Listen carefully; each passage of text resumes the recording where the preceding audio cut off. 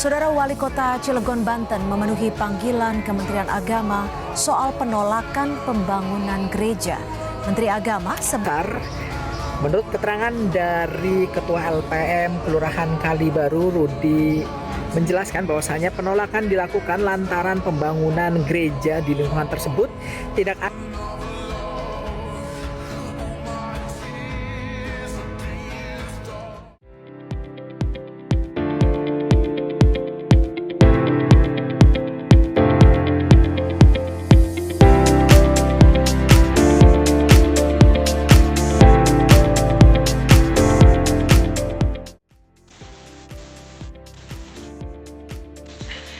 Baik, selamat malam rekan-rekan dan dosen pengampu mata kuliah Pendidikan Agama Dunia, yaitu Bapak Rudi Hartono, STH, MTH.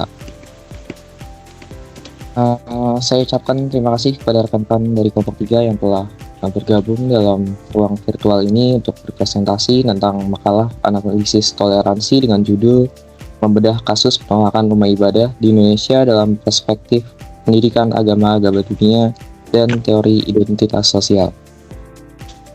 Namun sebelum itu saya akan membacakan nama-nama anggota kelompok 3, mulai dari yang pertama yaitu Paula Virgiana Seboneno, yang kedua Muhammad Barkah Fadilah, yang ketiga Muhammad Firgiawan, yang keempat Tito Hardiansyah, dan yang terakhir yaitu saya Zakil Ham Fadilah.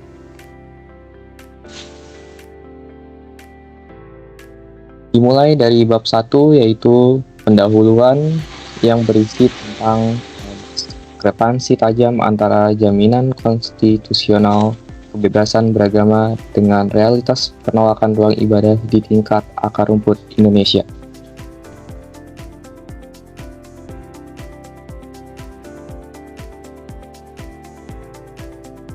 Ya, krisis kebebasan beribadah di Indonesia itu terdapat 573 kasus gangguan ibadah yang tercatat oleh Setara Institute sepanjang kurun waktu 2007 hingga 2022 di seluruh Indonesia.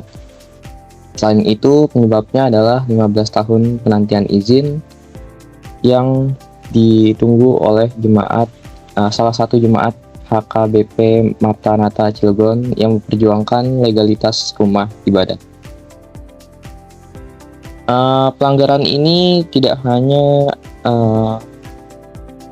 penolakan ibadah, melainkan ada pengerusakan rumah ibadah dan gangguan-gangguan dari ormas masyarakat yang menolak adanya kegiatan rumah ibadah.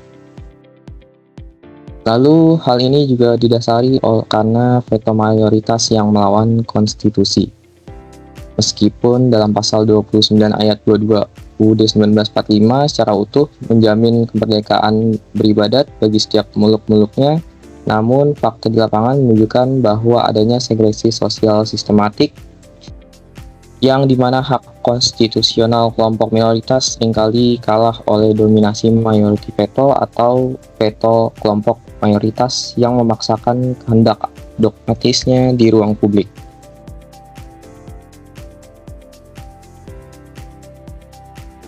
Bedah kasus pertama yaitu kasus dari Cilegon yang berkaitan dengan hegemoni mitos pada tahun 1975. Kita analisis anatomi konflik HKBP Maranatha di Cilegon pada tahun 2022, di mana jemaat telah berhasil melengkapi syarat administrasi SKB 2 Menteri termasuk 70 persetujuan warga bersekitar berKTP, namun proses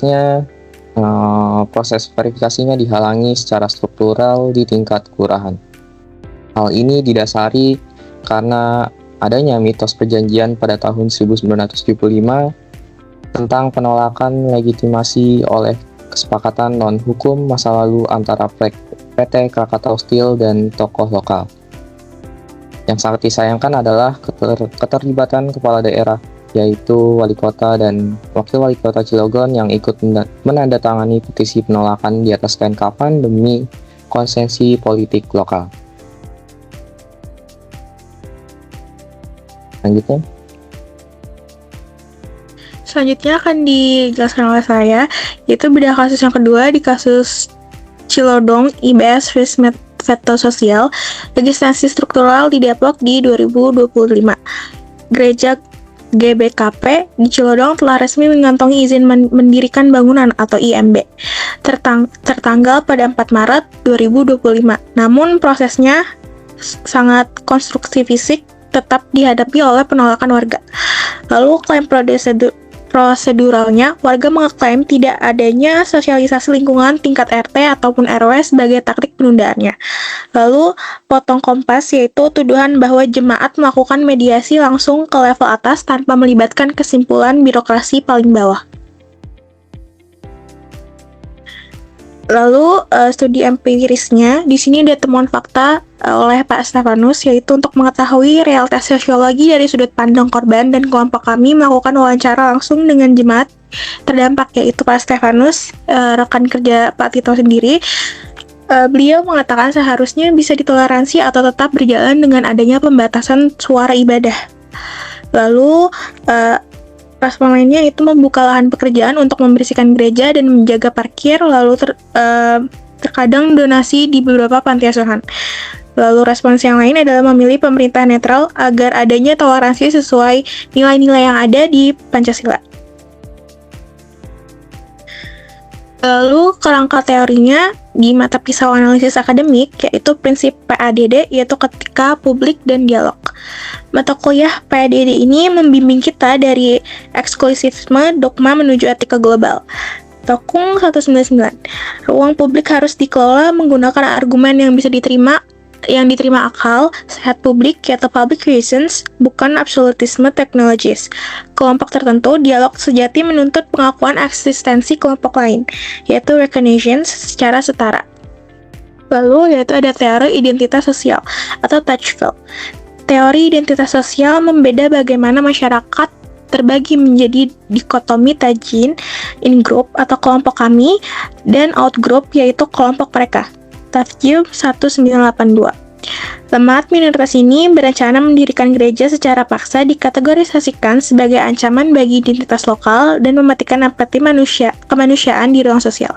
Slide selanjutnya akan dijelaskan oleh rekan saya.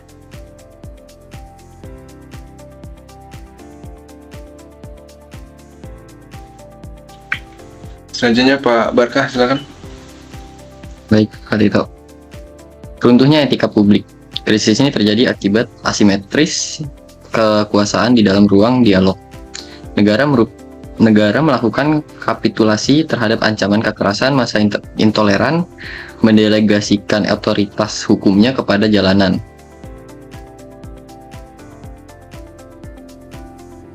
Anatomi konflik sosial keagamaan. Pertama ada segregasi spasial, yaitu upaya sengaja dari kelompok dominan untuk mengontrol dan membatasi kehadiran simbol ibadah kelompok lain di wilayah geografis lokal.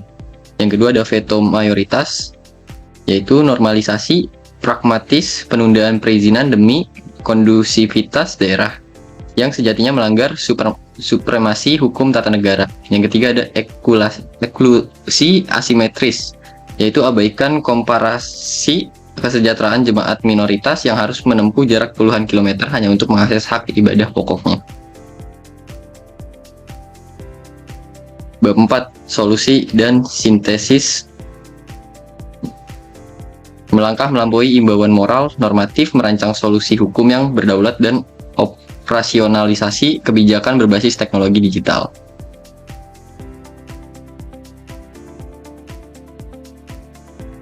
Reformasi birokrasi pendirian rumah ibadah.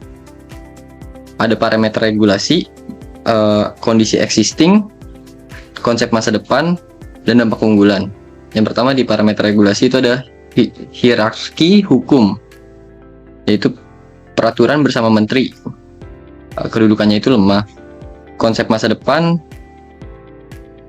yaitu Undang-Undang Republik Indonesia. Dampaknya mencegah perda diskriminatif tingkat lokal.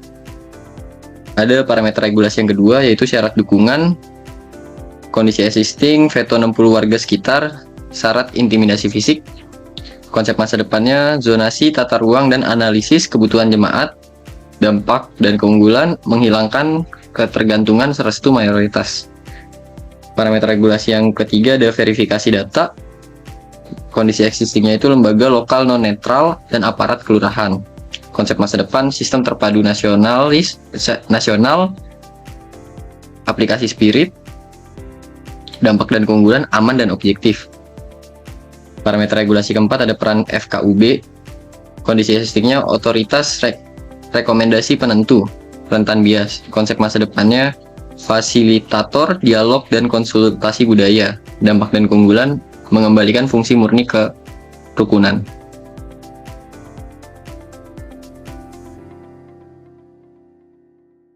Ada pertanyaan?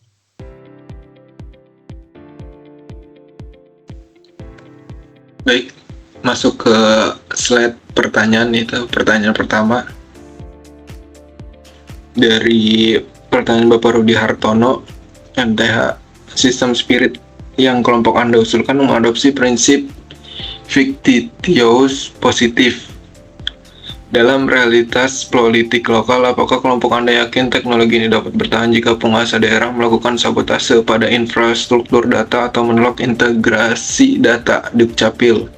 Bagaimana protokol darurat sistem kelompok Anda jika dihadapkan pada perlawanan institusional daerah tersebut? Jawaban analisa kelompok kami, Siprit bukan aplikasi Pemda yang bisa disabotase secara lokal, melainkan infrastruktur terpusat berskala nasional dengan sistem berlapis. Sistem Siprit dirancang menggunakan arsitektur cloud terpusat yang dikelola langsung oleh Kemendagri dan Kemenak pusat. Pemerintah daerah tidak memiliki akses administrator untuk mematikan sistem atau merusak infrastruktur data. Sabotase lokal terhadap peladen atau server tidak mungkin terjadi karena basis datanya berada di Pusat Data Nasional atau PDN. Jika Pemda melakukan perlawanan institusional dengan menolak integrasi data Dukcapil atau sengaja mendiamkan verifikasi, protokol darurat sistem akan memicu override otomatis dari pusat setelah melewati batas waktu 30 hari.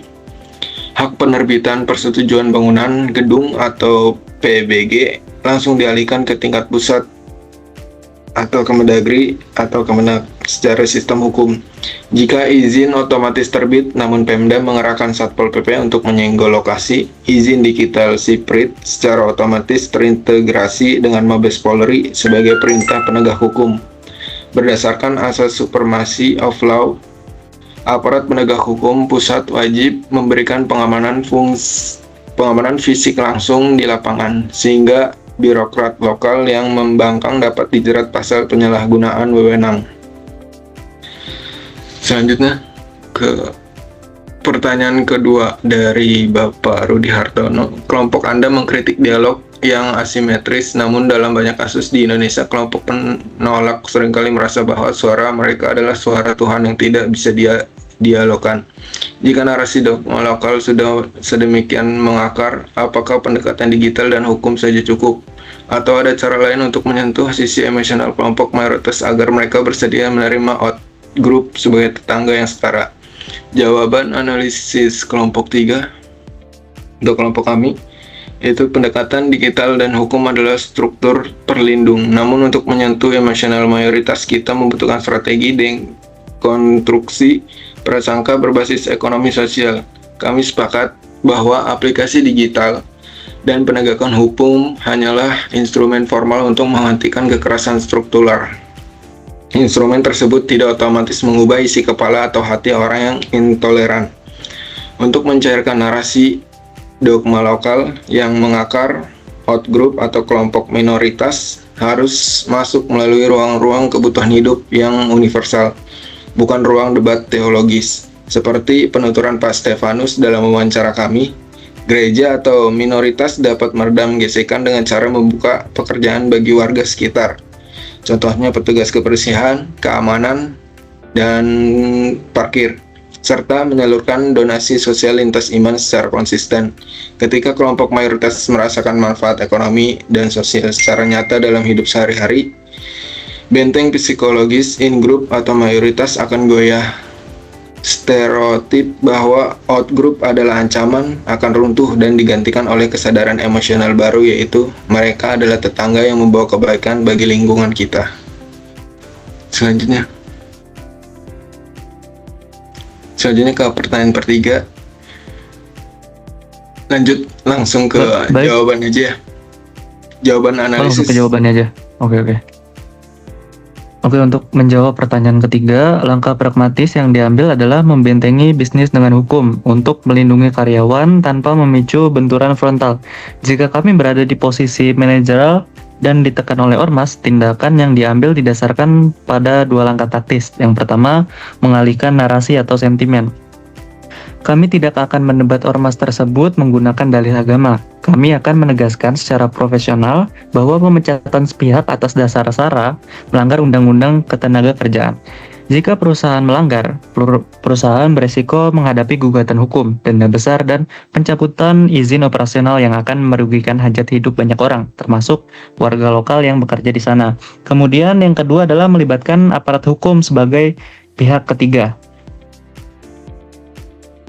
Bentar.